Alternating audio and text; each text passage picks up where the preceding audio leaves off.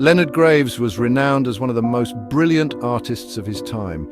His paintings were celebrated for their striking detail, and his use of the color red was legendary.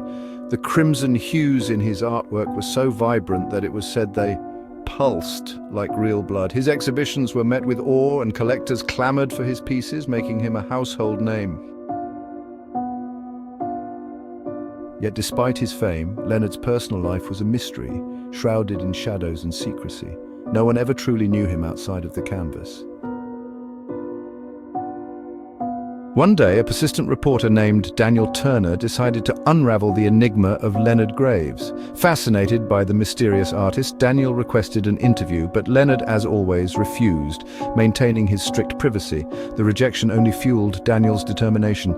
He felt there was something lurking behind the artist's facade, something dark and twisted that the world had yet to see. Determined to uncover the truth, Daniel followed Leonard one evening. He trailed him back to an isolated mansion on the outskirts of town. The house was old and weathered, its windows dim and its grounds overgrown. As Leonard entered the house, Daniel kept his distance, waiting in the shadows. About 10 minutes later, two men arrived, knocking at the door. When it opened, it wasn't Leonard who answered. It was a man wearing the same clothes, but something was off.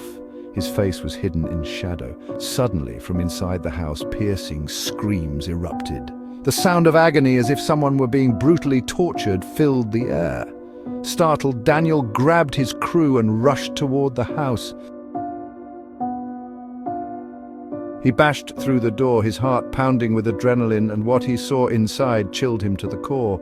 The walls were covered in what appeared to be blood, but it wasn't just blood, it was art.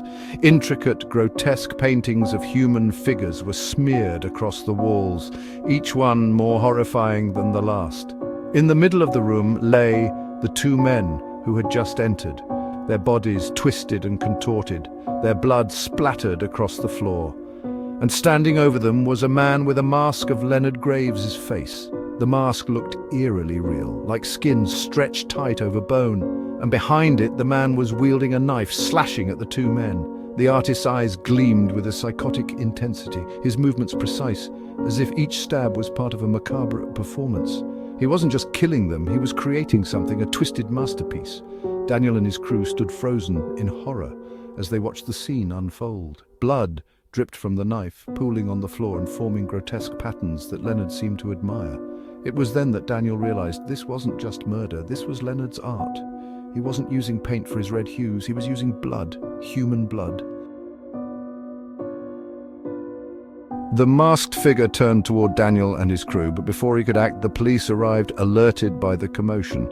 They stormed the house and restrained the artist. As they pulled off the mask, it was clear the man beneath it was indeed Leonard Graves, the same man who had captivated the world with his talent. But now that talent was revealed to be a horrific obsession.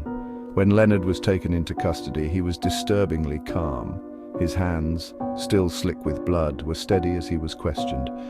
Daniel, who had witnessed the gruesome scene, couldn't shake the image of the artist's blank expression, his lack of remorse. During his interrogation, Leonard gave a chilling statement. "I am not a murderer," he said, his voice unnervingly calm. "I am a blood artist. My work, it lives, it breathes. You can't feel true beauty until it spills from the veins of the living. Blood is the ultimate medium, the essence of life. I didn't kill them, I immortalized them." His words left everyone in the room stunned. Leonard's paintings had always been admired for their realism, but no one had ever suspected the source of his infamous red. The world had been buying art made from the blood of his countless victims. In the aftermath, the media dubbed him the Blood Artist. His works were confiscated, and his exhibitions were shut down. But for those who had seen his art firsthand, the horror of what lay behind the canvas would never be forgotten. And Leonard, he sat in his prison cell, unbothered by the world's condemnation, already envisioning his next masterpiece.